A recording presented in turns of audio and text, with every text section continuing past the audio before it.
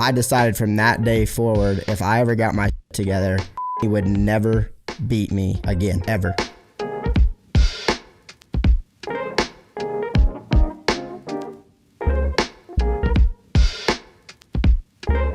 I met a gypsy.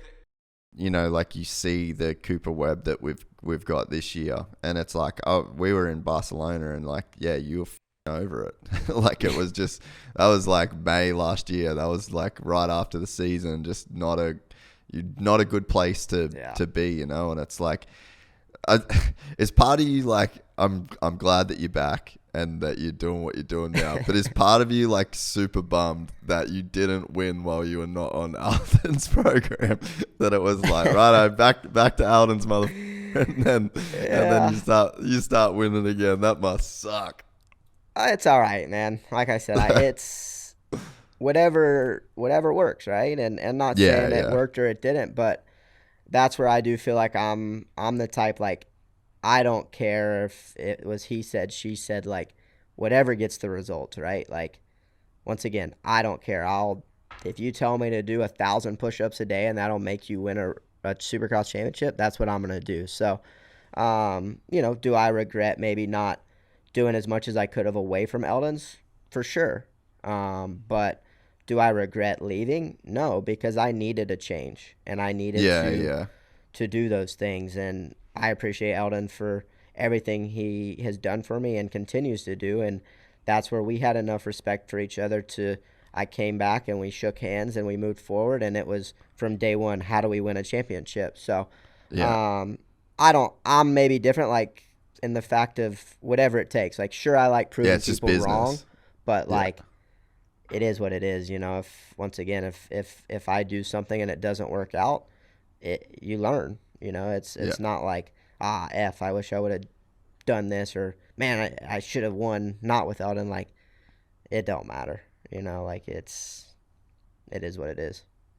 Because, man, like, you definitely, there's a level of intensity that you just can't keep up, man. Like, people aren't robots, you know, and there's nothing, I guess it's like you can't force something that's not there, in a sense. And if you're burnt out and if you've got to take that year, and it's like you've won 2 titles at KTM, and then it's like you take that 1 year of not winning, but then you get it done the following year. It's like that's net positive for KTM. For sure. Like that's a return on investment. And it's like, I think sometimes maybe there's like a weird perspective in the industry, and maybe guys like Ricky and James just set the bar so high that it's like, and Dunge, you know, that it's like, no, you win, and then when you don't win, you're done.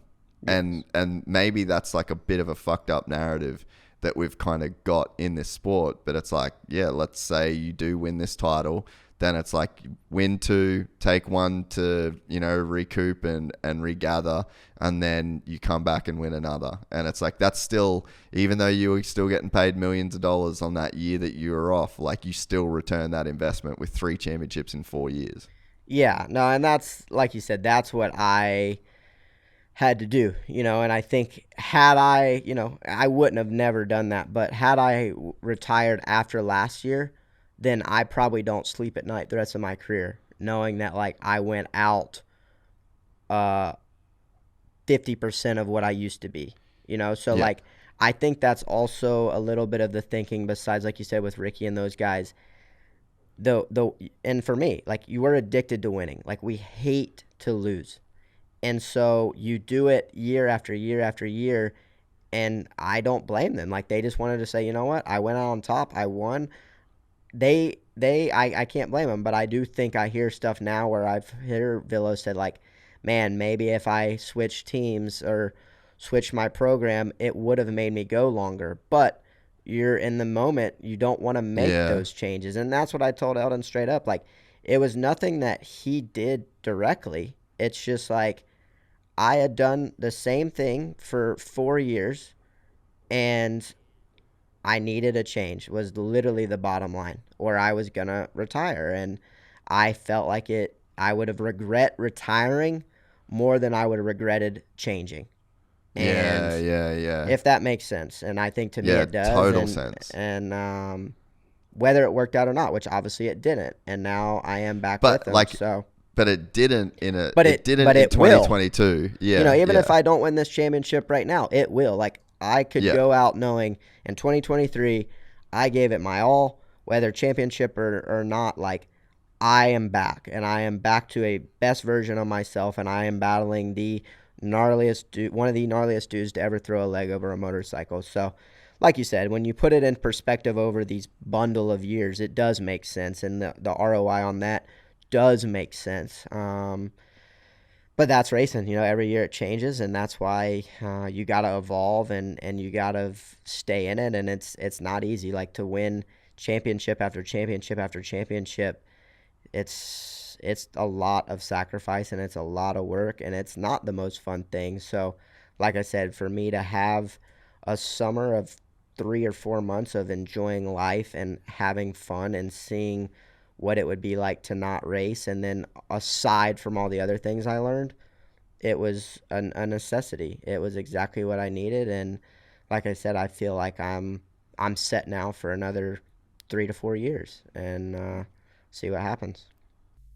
We're excited to announce the launch of our new membership site, GypsyTales.com, packed with exclusive content and perks that you won't find anywhere else. This is your chance to become a part of the Gypsy Gang. And as a special bonus, if you sign up to an annual membership, you'll be entered into the draw to win our custom-built TC125. Gypsy Gang.